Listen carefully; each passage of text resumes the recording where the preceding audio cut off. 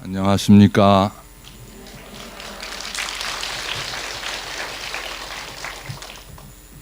예, 제가 천주교 안에서 성당에서는 여러 신자분들에게 말씀을 자주 드리는데 이렇게 제주 도민들하고의 이런 만남은 드물어서 뭔 얘기를 해야 되나 고민을 많이 했습니다.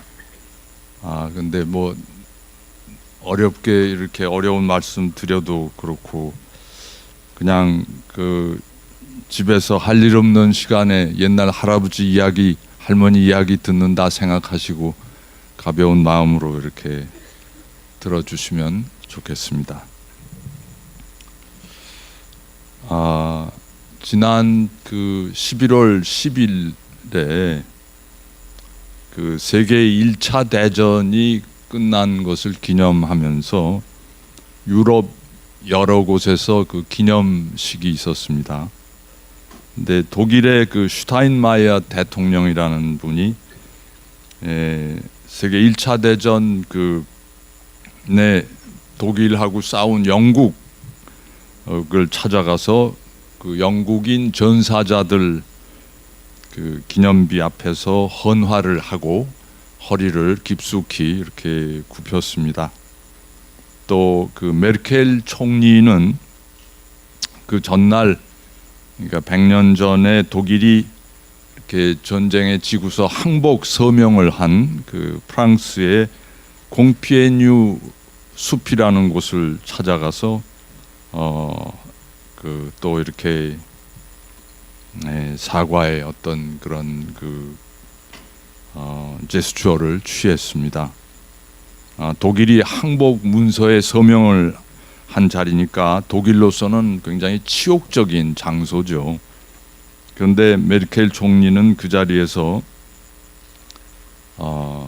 독일은 세계가 평화로울 수 있다면 어떤 일이라도 하겠다 하고 이렇게 그런 뜻을 확실하게 여러분들에게 밝혀둡니다 하고 이야기를 했습니다. 독일 총리가 그 독일이 과거에 나치 정권 때 저지른 잘못에 대해서 사과를 한 것은 그 2차 대전이 끝난 25년 지난, 그러니까 1970년 12월 7일인가에 폴란드의 그 수도 바르샤바에서 거기에 그 유대인 위령탑 앞에서 그때 그 서독의 총리였던 그 브란트 총리가 한참 그 위령탑 앞에서 처음에 고개를 숙였다가 그 다음에 털썩 무릎을 꿇고 한참을 무릎 꿇은 채로 있었습니다. 10초가 지나 20초가 지나 30초가 지나도 일어나지 않아서 혹시 뒤에 있던 사람들이 이 브란트 수상이 그 쓰러진 게 아닌가 하고 막 그 웅성웅성거리는 그런 상황이었다고 합니다. 그러나 한참을 그렇게 그 브란트 총리는 무릎을 꿇고 그때 그 바닥이 빗물에 젖어 있어서 축축했대요. 그런데도 그냥 그대로 무릎을 꿇은 채 한참을 그렇게 서서 무릎 꿇은 채로 참회의 묵념을 올렸다고 합니다. 그래서 뒤에서 취재를 하던 기자들이 막 이게 뭔 일인가 하고 막 수군대고 그랬다고 합니다. 이 장면이 그 세계 2차 대전이 끝나고 25년이 지난 때니까 어떤 의미로 좀 여러 가지 의미가 있었는데, 이 브란트 수상이 그렇게 비에 젖은 땅바닥에 무릎 꿇은 채로 이렇게 한참을 고개 숙이고 있는 모습이 전 세계에 이렇게 널리 번져 나가서 독일이 진정으로 과거에 대해서 반성하고 피해자들에게 그 그 수백만 그 학살을 당한 유대인들에게 진심으로 사죄하고 있구나 하는 것을 말보다도 그 브란트 수상의 그런 그 행동으로 이렇게 모두가 느낄 수가 있었습니다.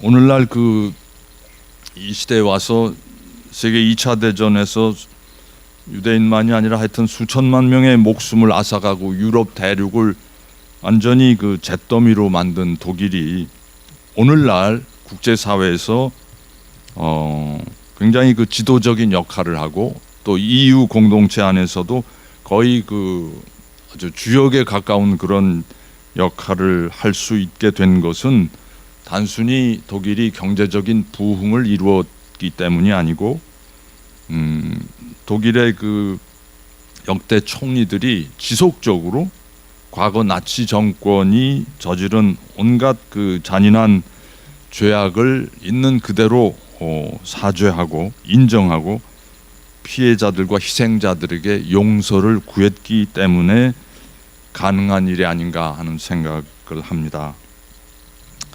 근데 이런 그 독일의 모습을 볼 때마다 우리 모두의 가슴에 금방 떠오르는 것은 일본이죠.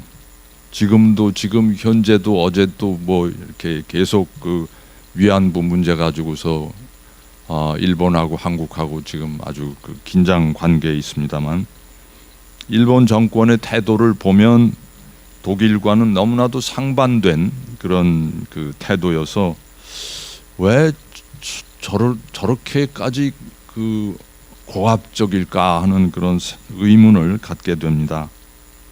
근데 그 일본도 사실 그 전에 그 역대 총리들 중에 제가 기억하기로 호소카와라는 사람, 그 다음에 무라야마, 하토야마 이 세 총리들은 공적으로 과거에 일본이 저지른 잘못을 인정하고 그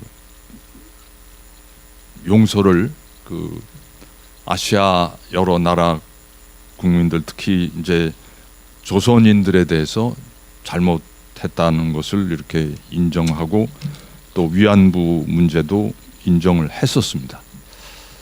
근데 아베 정권 들어와서 대단히 그 고압적인 자세를 다시 이렇게 그 거꾸로 이렇게 역사를 돌이키는 바람에 과거에 그 세 사람의 일본 총리들이 했던 그 사과가 완전히 도루묵이 돼버리고 그 아주 우리 한국민들의 그런 그 감정을 극도로 지금 악화시키고 있습니다. 아베 정권이 그러니까 일본 국민들의 정서도 한때는 굉장히 그 한류 등으로 인해서 그 친한적인 그런 분위기가 많이 이렇게 확산이 됐다가 요즘 와서는 상당히 뒷걸음질을 치고 있다고 이렇게 듣고 있습니다. 거기에는 일본 국내의 어떤 우경화 바람이라고 그럴까? 그 극우 세력의 대두가 굉장히 큰 그 영향을 미치고 있는 것 같습니다. 독일 사람들은 몇 번이고 사죄를 하고 용서를 청하는데 왜 일본 사람들은 그렇게 못하는 걸까? 여러 가지 원인이 있겠지만 제가 보기에 독일 사람들은 2차 대전 때 독일이 나치 정권이 무슨 짓을 했는지 대체로 압니다. 나치의 그 광풍이 휘몰아칠 때 독일 내부에 있던 모든 유대인들이 다 잡혀가고 이웃에 있던 그 가까웠던 사람들이 어느 날 사라지고 모든 것을 다 재산을 빼앗기고 직장을 빼앗기고 그리고 집단 노역에 처해지거나 아니면 가스실로 보내진 사실을 독일 국민들은 정확하게 속속들이는 몰라도 대충은 다 알고 있거나 아니면 동조하고 있었습니다. 사실 그 독일 국민의 상당수가 그 나치의 광기 어린 유대인 청소 정책에, 인종 청소 정책에 가담하거나 아니면 침묵 중에 동조한 사실을 많은 사람들이 인정을 하였습니다. 근데 그 일본의 경우는 좀 달랐던 것 같아요. 2차 대전 때 그 일본 국내에서는 전투가 벌어진 일이 없습니다. 그리고 전쟁 전부터 일본 제국주의가 저지른 만행들은 거의 다 일본 국외에서, 중국이나 조선에서 아니면 다른 동남아 국가에서 일어났습니다. 거기서 그런 그 여러 가지 정말 그 지역 국가 국민들에게 고통을 주었던 일본의 그 군대와 또 그 관료들은 거기서 무엇이 어떻게 벌어졌는지를 전부 비밀리에 붙였고 일반 시민에게 공개하지 않았습니다. 기록은 하더라도 그 기록을 다 비밀 처리했었고, 그리고 전쟁이 끝난 다음에도 일본 국민에게 그것을 교육을 하지 않았습니다. 독일은 그 과거사를 아이들에게 다 가르쳤습니다. 그리고 현장 방문을 시켰고. 근데 제가 그 한때 한일 주교들의 그 교류 모임을 하면서 한국과 일본의 그 역사 교과서, 고등학교 학생들이 배우는 역사 교과서를 비교를, 사학자들이 같이 앉아서 비교를 하는데 우선 분량부터가 일본 교과서에 쓰인 그 한일 관계에 관한 내용은 불과 뭐 한 2, 3페이지, 3, 4페이지 정도인데 비해서 한국 교과서에 들어가 있는 그 한일 관계는 거기에 비하면 그 페이지 수가 우선 몇 배에 달하는 분량을 이렇게 가지고 있었습니다. 그래서 전후에 태어난 일본인들은 대부분 자기 나라가 그 외국에서 무슨 일을 했는지를 잘 모릅니다. 거의 백지 상태라고 해도 과언이 아닙니다. 그래서 일반 그 일본 시민들은 한국 사람이 왜 자꾸 저 사과하라고 계속 그러는지 좀 뜨악하다고 할까, 자기네들로서는 감을 잡지 못합니다. 일본이 조선을 식민지로 삼은 것은 분명하게 알고 있지만 무슨 잘못을 그렇게 많이 저질러서 저렇게 두고두고 사과를 하라는지 못 알아듣겠다는 거예요. 박정희 시절 일본은 과거에 대한 책임을 지고 상당한 그 액수의 보상금까지 지불을 했는데 뭐 저렇게 몇십 년을 두고 같은 얘기를 할까? 언제까지 같은 이야기를 반복하라는 얘기냐?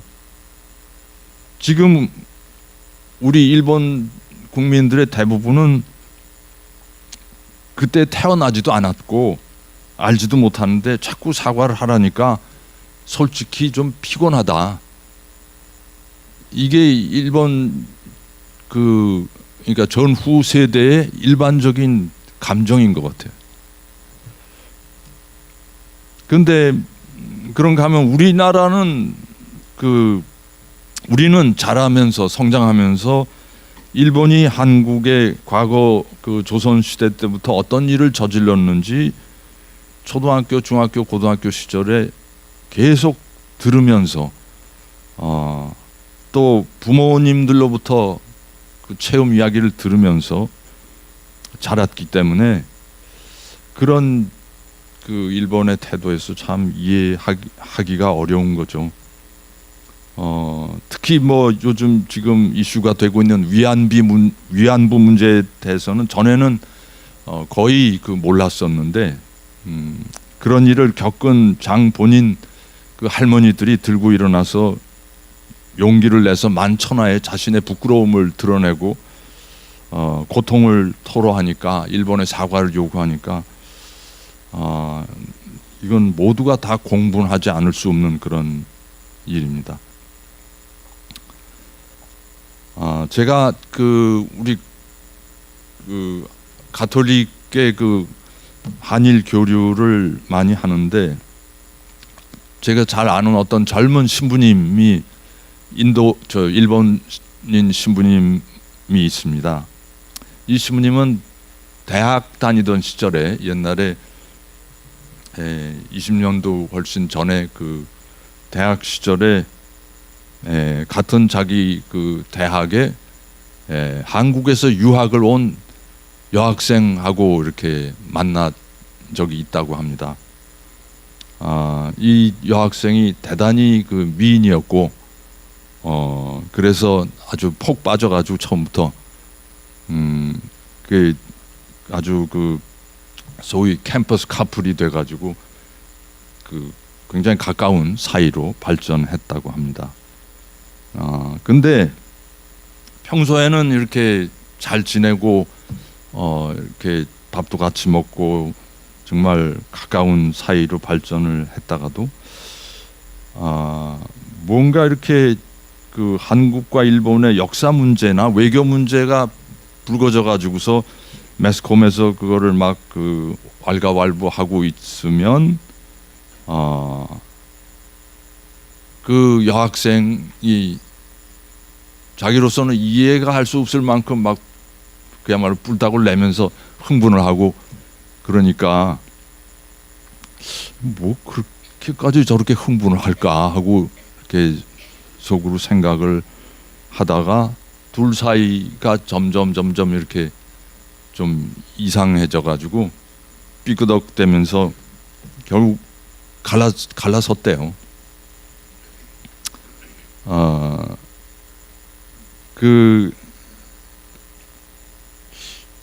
갈라서기는 했지만 아마 이 사람 마음에는 데이트하던 여학생과의 관계가 그렇게 금방 쉽게 포기하거나 뭐 흘려버릴 수 있는 그런 관계는 아니었던 것 같아요. 정말 가슴이 아팠겠죠. 그래서 이 사람은 작심을 하고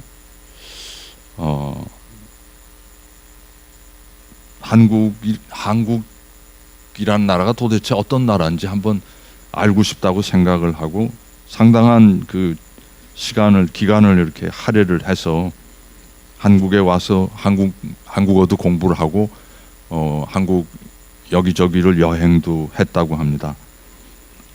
그러다가 이제 여행하다가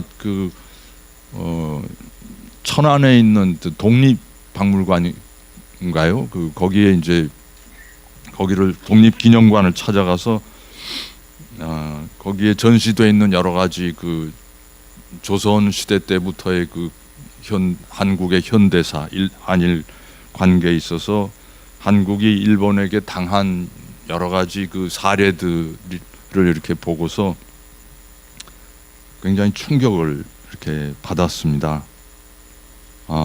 그래서 자기로서는 전혀 듣도 보도 못한 그런 일들이 조선 땅에서 그렇게 이루어졌구나 하는 것을 이렇게 알고 충격을 받아서 그리고 너무 여학생과의 관계를 이어갈 시절에 자신의 무지했음에 가슴이 아팠다고 그렇게 말을 했습니다. 그리고서는 이때부터 이 사람 인생이 바뀌었습니다. 좋은 대학 나와서 좋은 일자리 이렇게 구해가지고 일사천리로 일본 사회에서 이렇게 출세하려고 그렇게 야심만만한 젊은이였는데, 출세도 연애도 다 때려치우고 천주교 신부가 됐습니다. 그 후에 지금까지도 한일 관계 무슨 뭐 평화 문제 이런 그 이슈가 있으면 뭐 빠지지 않고 하여튼 나타나서 이렇게 강의도 듣고 또 토론도 하고 그럽니다. 해마다 우리 또 8월 초 되면은 7월 말에서 8월 초에 그 강정 생명 평화 대행진을 하는데 그때도 빠지지 않고 해마다 옵니다.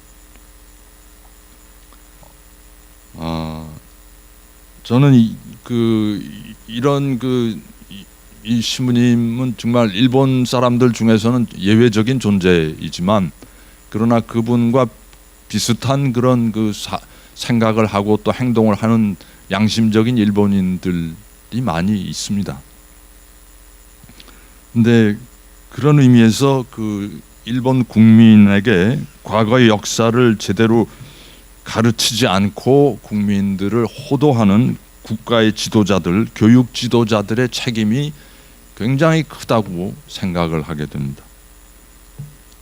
국가를 책임진 국가의 그 최고 책임자는 그 진실을 있는 그대로 밝혀서 아무리 국가라고 해도 잘못한 것은 잘못이라고 인정을 하고 죄는 죄로 고백을 해서 국민이 올바른 윤리관과 가치관을 가지고 나라를 바르게 이렇게 운영해 갈 수 있도록 그렇게 맨 선두에서 올바른 그 가치관과 역사관과 이런 거를 제시를 해야 그 나라가 똑바로 이렇게 걸어갈 수가 있는데 그것을 아주 원천적으로 이렇게 방해하고 호도하는 사람들이 이렇게 국가를 다스리고 있으니까 참 답답한 마음을 금할 수 없습니다. 지금 아베 정권을 지지하고 지탱하는 그 지도층 인사들은 그런 어떤 윤리관과 가치관보다는 자기네들 국가 아니면 민족의 위신, 체면 아니면 국가의 뭐 품격 이런 것을 더 우선하는 국가주의, 내셔널리즘에 사로잡혀서 진실을 밝히는 일을 방해하고 은폐해 왔습니다. 그 진실보다는 국가가 더 상위에 있는 가치로 이 사람들에게는 인식이 되는 것 같습니다. 그래서 그런 은폐와 왜곡을 통해서 많은 일본 국민이 진실을 접하지 못하고 과거 잘못에 대한 참회와 보상의 길을 원천적으로 봉쇄하고 있으니까 그래서 그 지도자들의 책임이 정말 위중하다고 보는 것입니다. 저는 제가 학생 때 일본에서 10년 가까운 세월을 보내고 일본 문화가 가지고 있는 좋은 점, 우리가 배워야 할 점들을 잘 알고 있고 일본의 친구들도 여럿 있습니다. 아까 말씀드렸듯이 양심적으로 일본을 이렇게 바로 세워야 한다는 그런 생각을 하고 있는 사람들. 일본 평화 헌법 구조를 무슨 수를 써서라도 아베 정권이 생각하는 대로 이렇게 바꿔서는 안 된다고 이렇게 줄기차게 운동을 전개하고 있는 사람들이 많이 있습니다.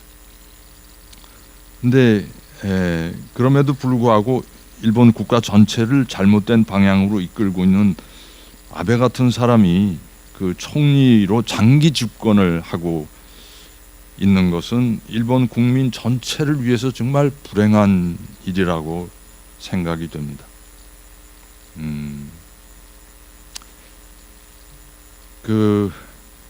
그러면서 저는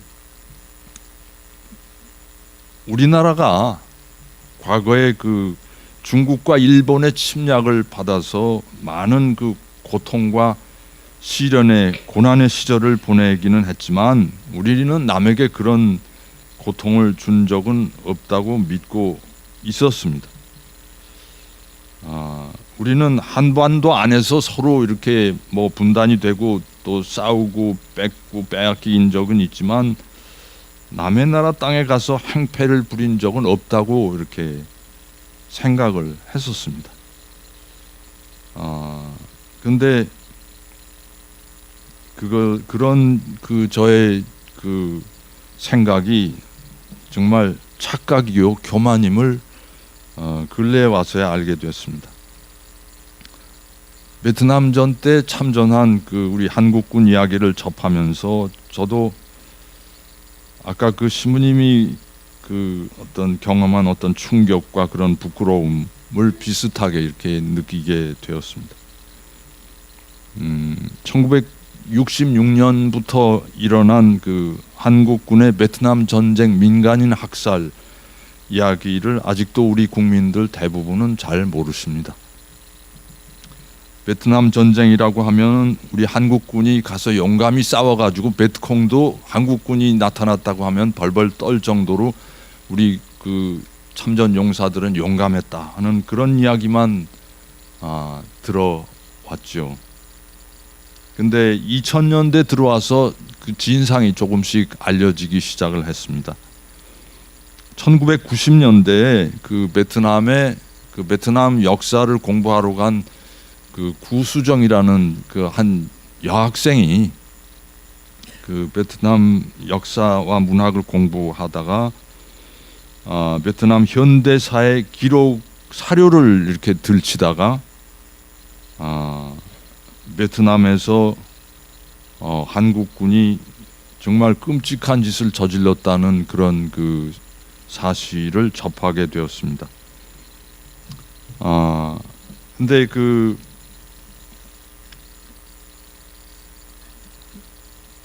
여러 자료를 이렇게 이분이 조사를 하면서 베트남 중부의 지금 다낭 지역, 옛날 한국군이 주둔했던 지역에 있는 마을들을 샅샅이 이렇게 자기 발로 걸으면서 주민들의 이야기를 이렇게 들었습니다.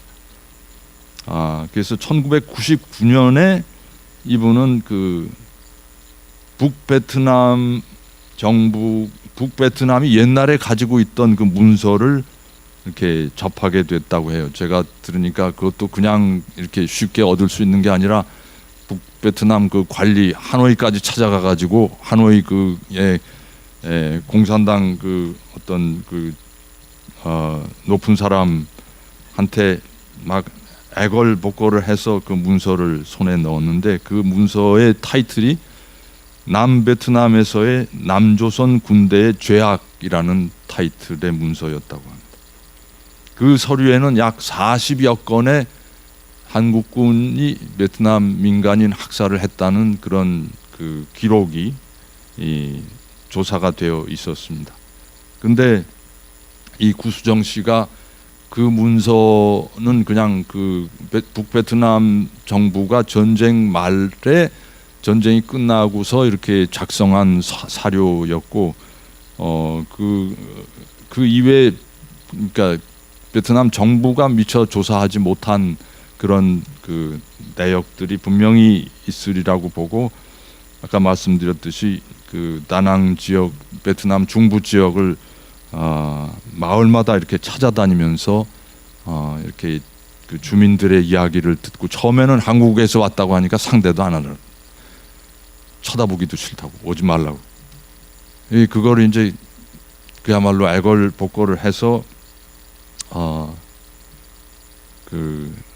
진상 규명을 위해서 노력을 했습니다. 그랬더니 40건이 아니라 거의 이분이 조사한 내용에 의하면 80건의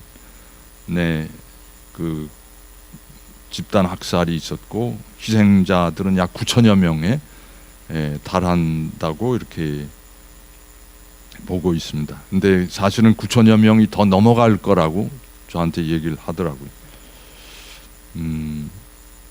마을에 따라서 어떤 곳은 수십 명, 어떤 곳은 백수십 명이 한꺼번에 하루에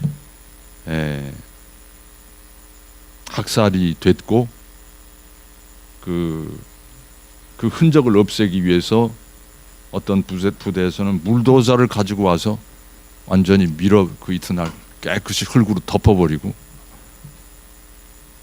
그래서 마을이 송두리째 사라져버린 그런 마을들이 여러 곳 있었다고 합니다. 그런 마을에서는 한국군을 증오하는 그 증오의 비라고 타이틀이 돼 있는 그런 그 비석들을 이렇게 세우고 있었습니다.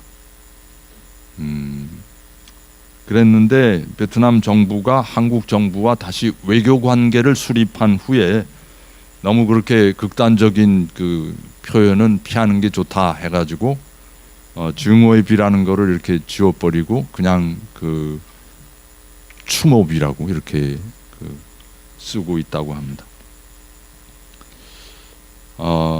베트남의 하여튼 뭐 시간이 적어서 그냥 대충 넘어가겠습니다. 그 구수정 씨를 비롯해서 베트남 문제에 관심을 가진 그 시민단체, 우리나라 시민단체 사람들을 제가 이렇게 알게 되고, 그러면서 그들의 요청을 받고 저는 지금 한배평화재단이라는 그 재단의 책임을 맡고 있습니다. 제가 천주교 사제가 된 후에 교회 바깥의 일에 이렇게 제 이름을 올리는 것은 처음 있는 일이었습니다. 좀처럼 해서 이런 일은 하지 않는데, 이 베트남에서의 그 한국이 저지른 일에 대해서는 우리 국민 모두가 그 책임을 피할 수 없다는 생각을 하게 되었고, 그래서 그 시민단체 사람들이 이렇게 저한테 꼭 좀 대표를 맡아달라고 해서 그냥 동참하고 있습니다. 그동안에 우리나라를 대표해서 김대중 대통령, 노무현 대통령이 유감 표명은 했지만, 그러나 굉장히 외교적이고 의례적인 사과였지, 아까 제가 처음 말씀드린 서독의 브란트 총리와 같은 그런 진심에서 우러나오는 사죄의 모습은 없었습니다. 그래서 그 김대중 대통령 때도 노무현 대통령 때도 유감 표명은 했지만 베트남 언론에서는 한마디도 다루질 않았다고 합니다. 이번 문재인 대통령도 마찬가지, 유감 표명했지만 베트남 언론에서는 거기에 대해서는 싹 무시했어요.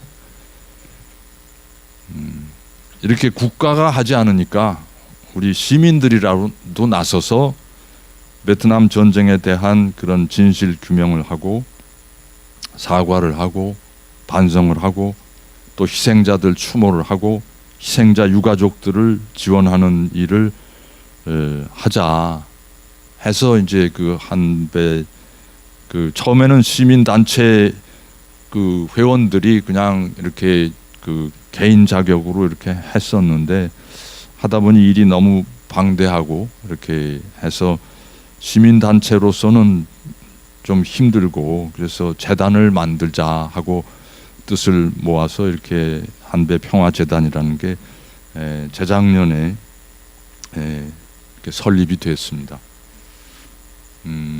그래서 이 한배평화재단 주최로 제가 금년 지난 3월 8일부터 11일까지 베트남 다낭 지역에 그 하미 마을이라는 곳하고 폭리 폭넛 마을이라는 두 군데를 이렇게 다녀왔습니다.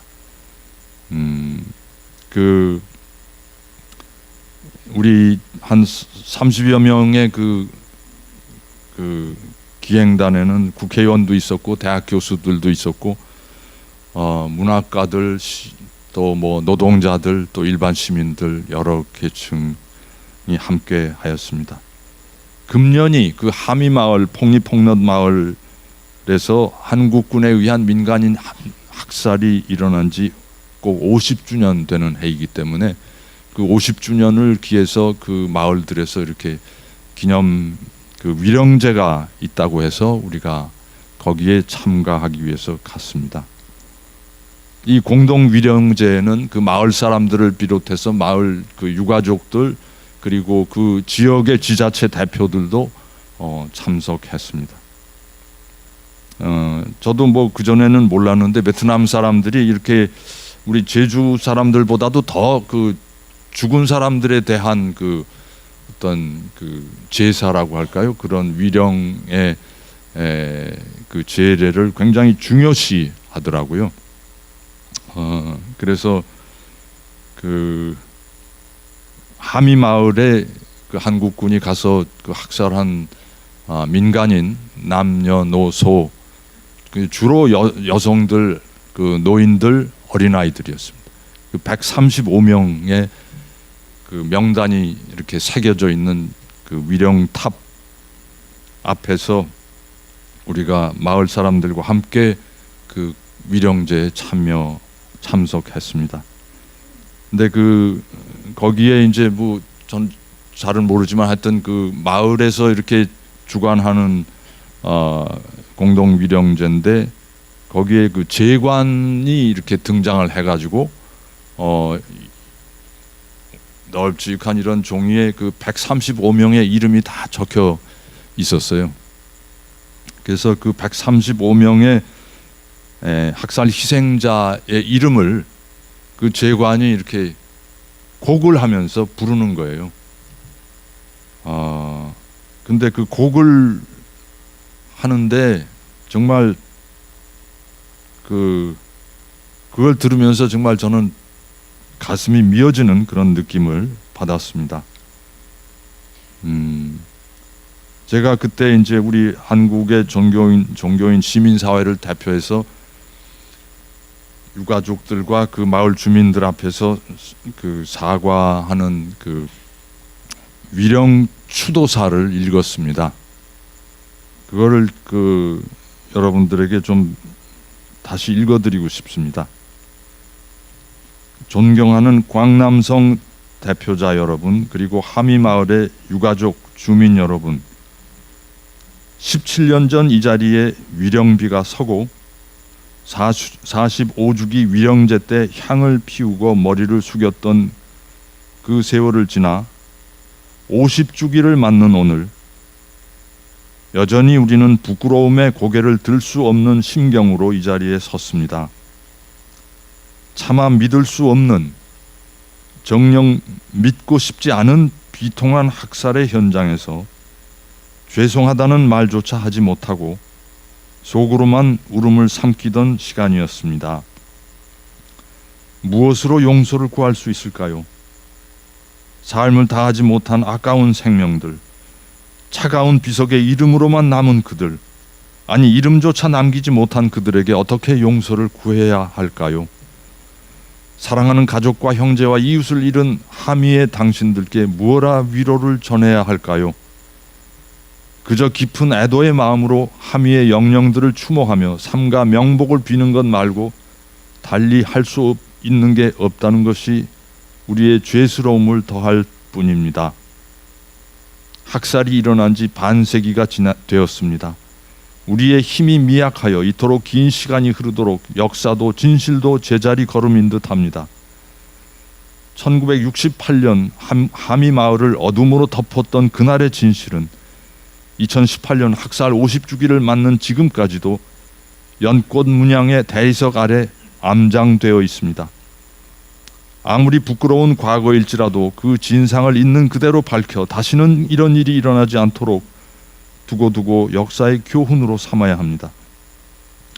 과거를 올바르게 매듭 지을 때 그 매듭이 미래의 발판이 되어 진실한 화해와 평화로 나아갈 수 있기 때문입니다. 미안합니다. 미안합니다. 잊지 않겠습니다. 기억하겠습니다. 그리고 약속합니다. 하미 학살 50주기를 맞는 지금 이 순간 새로운 평화의 반세기를 시작하겠노라고 말입니다. 우리는 한국의 시민사회를 대신하여 억울하게 쓰러져간 영령들의 영전 앞에 삼가 향을 사르며 엎드려 용서를 구합니다. 한국의 가톨릭 교인을 대신해서 저 강우일, 한국의 교수를 대신해서 저 서중석, 손호철, 한국의 의료인을 대신해서 저 송필경, 정상호,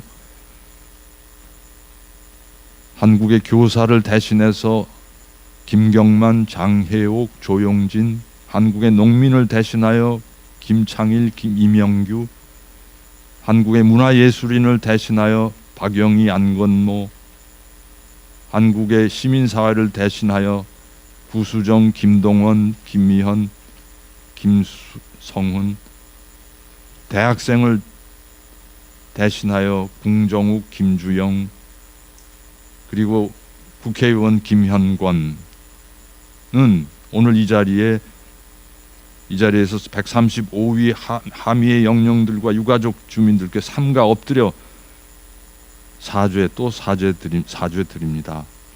오늘 이 자리에 함께하지 못한 한국의 친구들도 멀리에서나마 향을 사르고 머리를 숙여 영령들의 평안한 안식을 빌고 있습니다. 무고하고 억울한 희생 앞에 엎드려 사죄 드립니다. 135위 하미의 영혼들이여, 부디 이날의 원망과 슬픔과 억울함과 분노 다 내려놓으시고 편히 잠드소서. 이 추도사를 읽고 저희들 30여 명은 그 자리에서 마을 주민들 보는 앞에서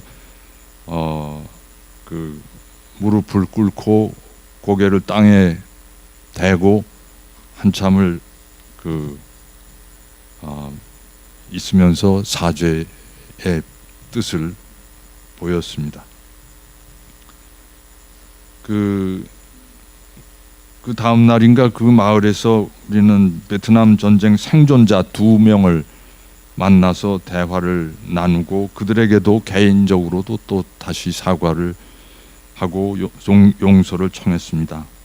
한 분 아주머니는 나중에 한국에도 오신 분인데, 응우이엔 티탄이라는 아주머니인데 7살 때 온 가족이 다 몰살을 당했습니다. 어느 날 갑자기 한국군이 마을에 쳐들어와서 마을 사람들을 집합시키고 무차별 사격을 가했습니다.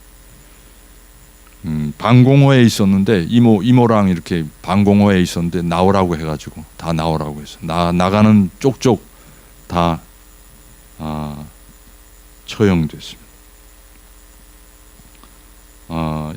그때 그 7살짜리 소녀와 그 오빠와 어린 동생들이 다 총에 맞았습니다. 근데 이 7살짜리는 총에 맞았는데 배에 맞아가지고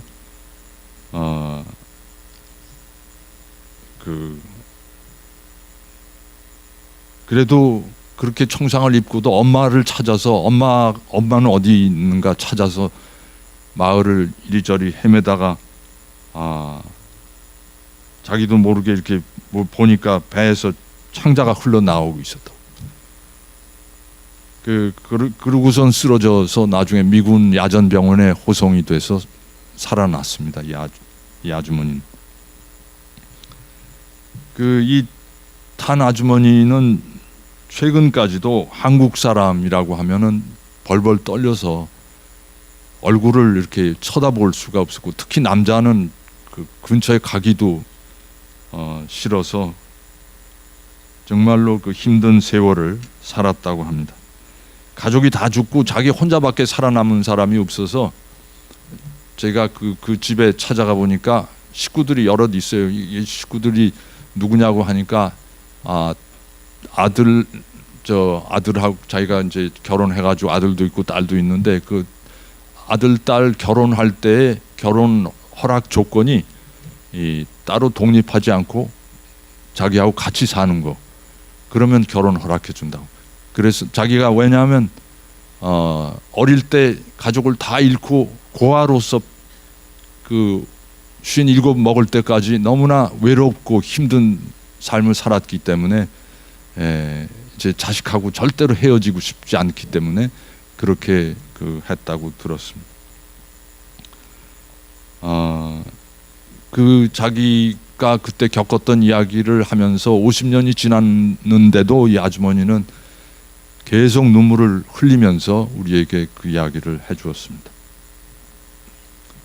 그 한배 평화재단에서는 이 아주머니와 또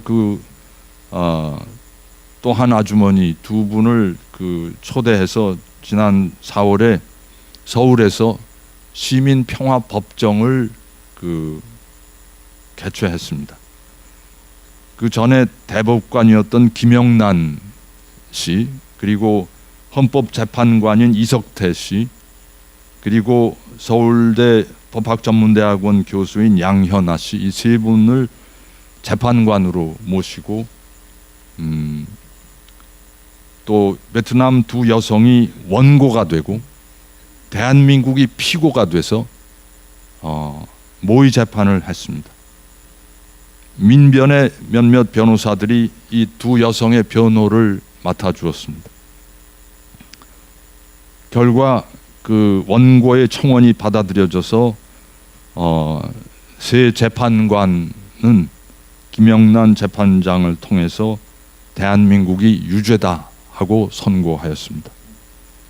비록 모의 법정이기는 했지만 전직 대법관과 현 헌법재판관과 법학전문대 교수가 재판관으로 나서서 또 여러 변호사들이 나서서 공방을 벌인 끝에 대한민국을 유죄로 선언했다는 것은 수많은 베트남의 그 희생자들의 억울한 죽음에 대해서 한국 국민들이 이제라도 우리 잘못을 인정하고 베트남 국민에게 용서를 청하는 작은 상징적 절차를 시작했다, 이렇게 생각하고 싶습니다. 이러한 그 우리들의 사과와 사죄의 진지한 노력이 축적되고 나서 언제 될지 모르지만 아마 베트남 국민들의 가슴에 서린 그 원망과 분노와 한이 조금씩 치유되어 가지 않을까 생각합니다. 지난 3월에 문재인 대통령이 베트남 방문하셨을 때 우리 마음에 남아있는 양국 간의 불행한 역사에 대해 유감의 뜻을 표합니다 하는 표현을 했습니다.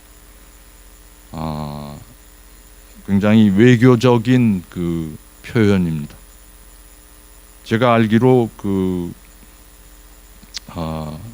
청와대 내에서도 이 문제를 놓고 대통령이 어디까지 이야기를 할 것인가를 놓고 왈가왈부 이렇게 토론이라고 할까, 하여튼 논란이 있었다고 전해 들었습니다. 문 대통령 자신은 본격적으로 제대로 된 사과를 하고 싶다는 그런 뜻을 이렇게 보이셨다고 합니다. 그러나 그 참모들 생각에 우리나라 국민들 대부분은 아직 베트남에서의 역사적 사실도 잘 모르고 그런 상황에서 대통령이 지나친 그 저자세의 그 표현을 하면 베트남의 그 베트남전에 참전하거나 관여했던 사람들이 상당한 그 반발을 할 수 있다는 그런 아마 우려 때문에 그 대통령의 좀 더 진솔하고도 정말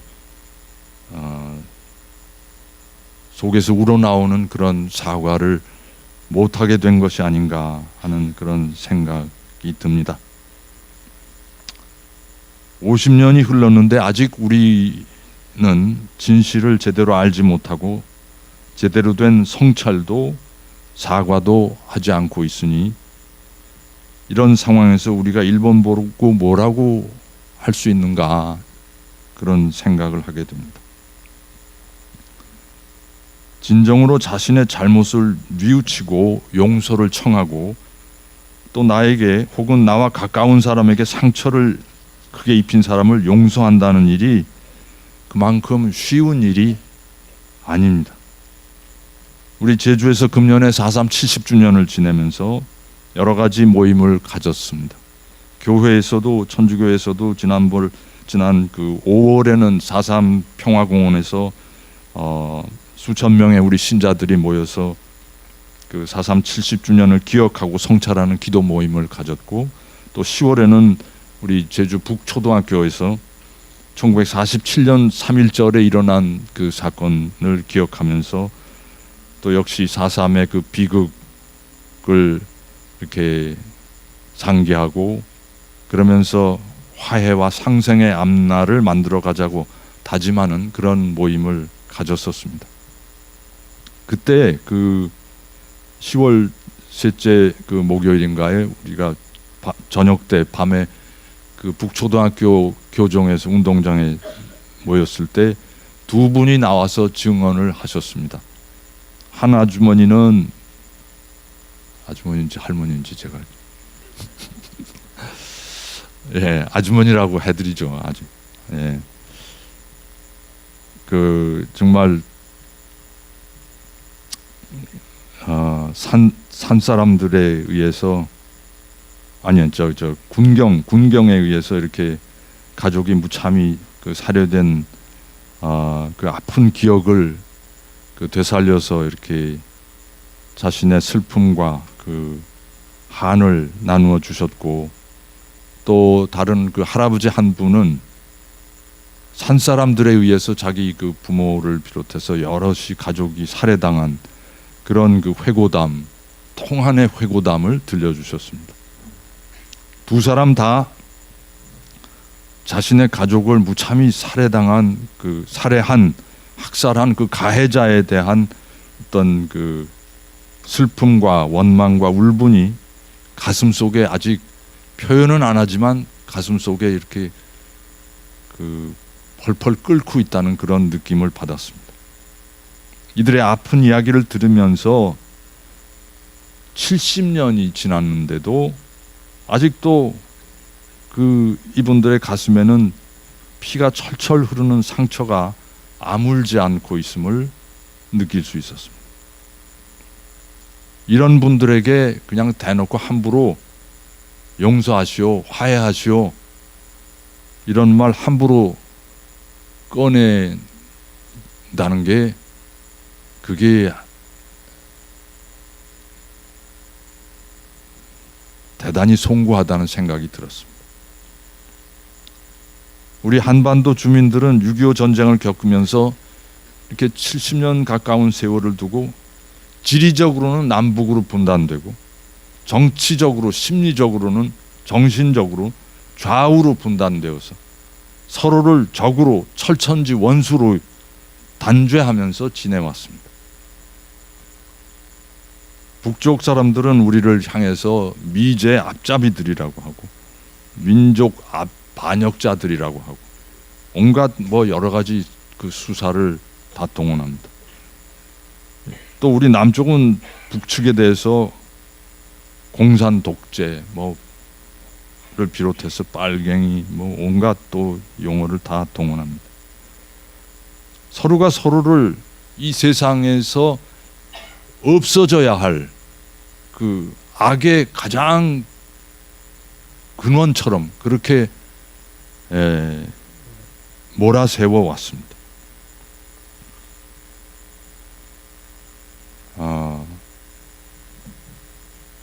해방 이후 오늘에 이르기까지 북쪽에서는 사실 그 강제 노동 수용소에서 수십만 명이 인간 이하의 삶을 강요당해 온 것이 사실입니다. 또 남쪽에서는 국가보안법이라는 것 때문에 얼마나 많은 사람이 정말 탄압받고 쥐두새도 모르게 제거되기도 했고 온갖 불이익을 다 당했습니다. 이렇게 70년 세월을 서로가 이렇게 어떤 이념의 색안경을 끼고서 보고 판단하는데 익숙해지다 보니까 우리는 북한 사람을 볼 때 근원적으로 뭔가 이게 우리와는 다른 인종, 속이 뭐 시커멓거나 아니면 무슨 뭐 뿔이 나 있는 도깨비 내지는 괴물, 좀비 정도로 이렇게 무의식적으로 그렇게 인식하고 있는 것이 아닌가 생각합니다. 이렇게 70년 동안 이렇게 편향된 시선으로만 바라보면서 우리는 우리 자신을 어떤 그런 굉장히 편협한 사상의 굴레 안에 최면을 걸어서 거기에 아주 중독되게 한 것이 아닌가. 그래서 우리 국민들 대다수가 그런 의미에서 정신적으로 심리적으로 중증 장애를 앓고 있다. 저는 그런 생각이 듭니다. 이런 중증 장애에서 벗어나고 치유되기 위해서는 우리가 정말로 용서라는 것을 배워야 한다. 이렇게 생각이 됩니다. 근데 용서한다는 게 이게 쉽지가 않습니다. 정말. 천주교 신자들도 자신에게 상처를 입히거나 해를 끼친 사람을 용서해야 된다고 가르침도 받고 결심도 하지만, 그러나 그냥 잊어버리자, 그냥 그 사람에 대해서 잊어버리자고 이렇게 마음을 먹고, 그 사람 얼굴을 안 볼 때는 그냥 잊어버리고 지내는데,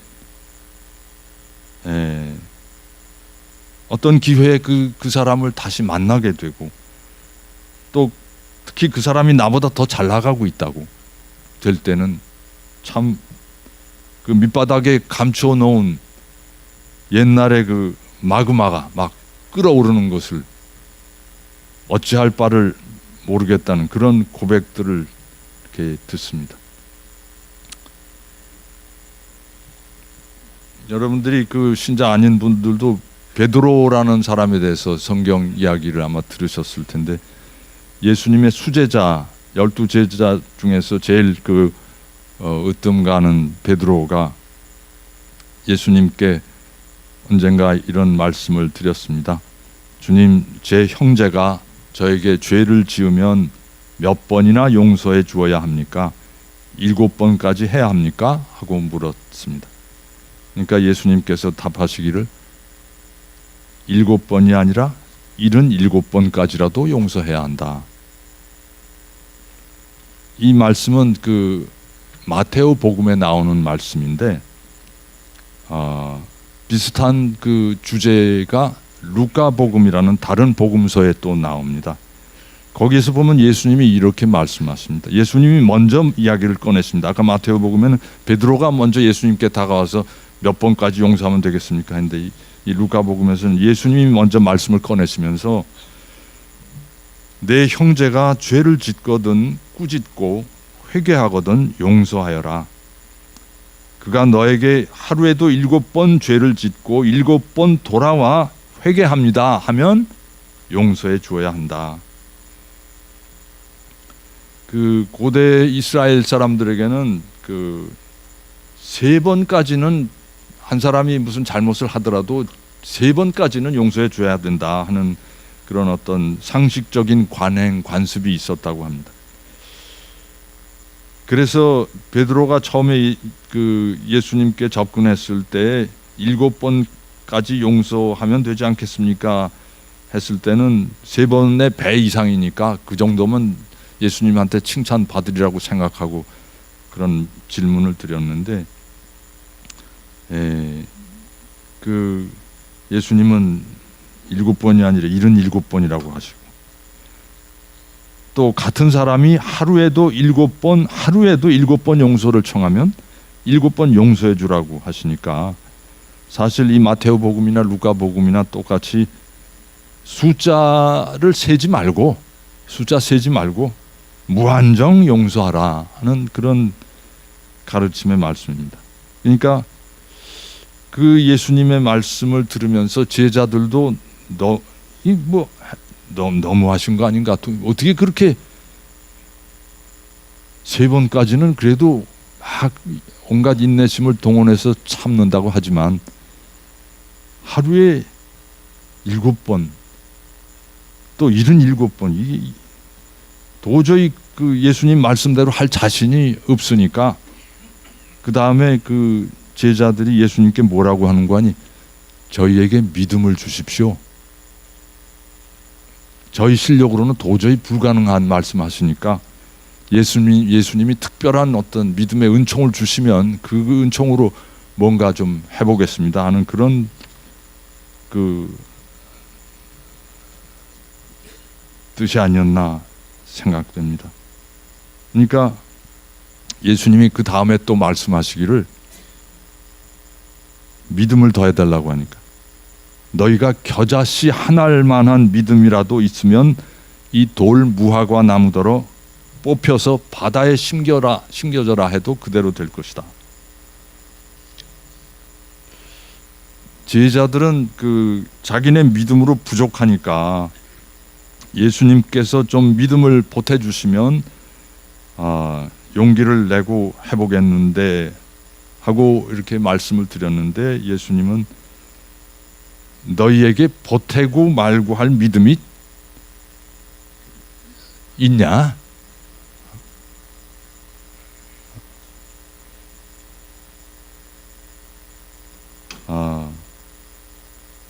너희는 믿음이 조금이라고 있다고 생각하느냐? 너희는 다 똑같은 죄인 아니냐? 너희가 의로워서 남보다 나아서 남을 용서할 자격이 있는 것이 아니라 너희도 똑같은 죄인이기 때문에 용서할 자격밖에 없다. 너희는 의인의 자격으로 죄인을 용서하는 것이 아니라 같은 죄인의 입장에서 남을 단죄하고 심판할 자격이 없기 때문에 용서하는 것이 당연하다. 이런 말씀을 하시고 싶었던 것이 아닌가 하는 생각이 듭니다. 우리는 예수님 말씀대로 죄인으로서 처음부터 형제를 단죄할 입장에 서 있지 않습니다. 우리 보통 사람들이 세상을 살아오면서 어떤 실정법 위반을 해서 고소를 당해 재판에 넘겨지고 유죄 판결을 받는 일은 아마 거의 이 자리에 계신 분들은 없으시겠죠.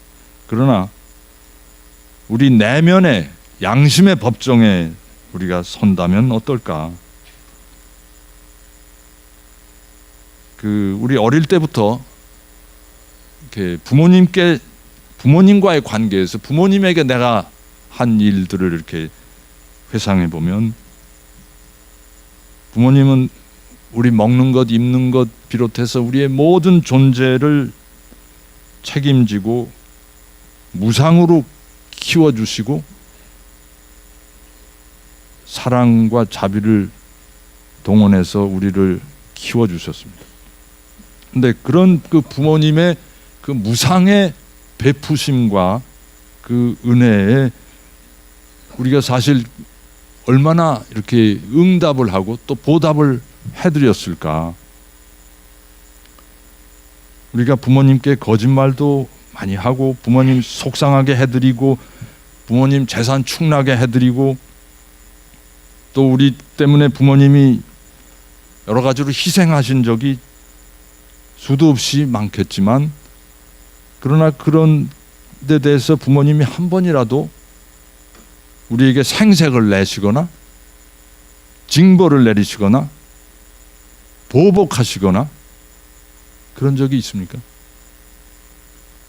때로 화를 내시고 야단치기는 하셨을지라도 결국은 그냥 다 없던 거로 하고 사랑으로 감싸 안아주시고 용서하고 잊어주셨습니다.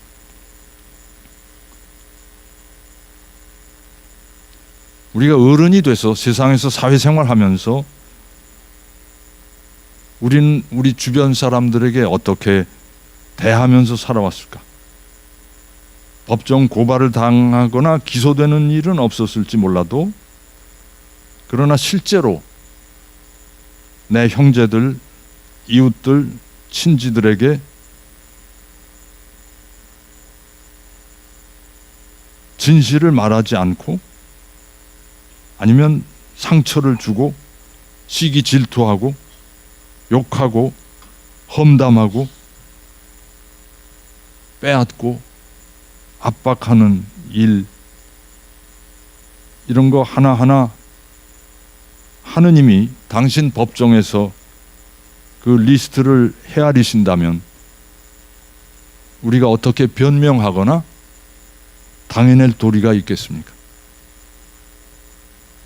그러나 하느님은 이런 그 우리의 죄목을 열거하신 적도 없고 죄에 대한 책임을 물으신 적도 없고 벌금을 때리신 적도 없습니다.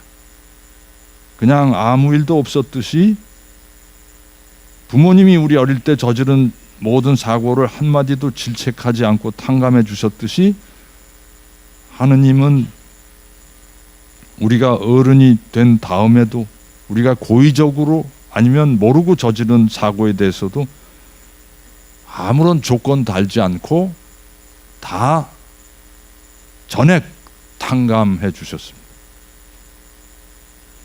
이렇게 그 무제한으로 탕감받고 사는 주제에 우리가 남을 용서할 수 없는, 용서해서는 안 되는 그런 자격이나 근거가 어디에 있다고 우리가 말할 수 있겠습니까? 그러니까 우리는 그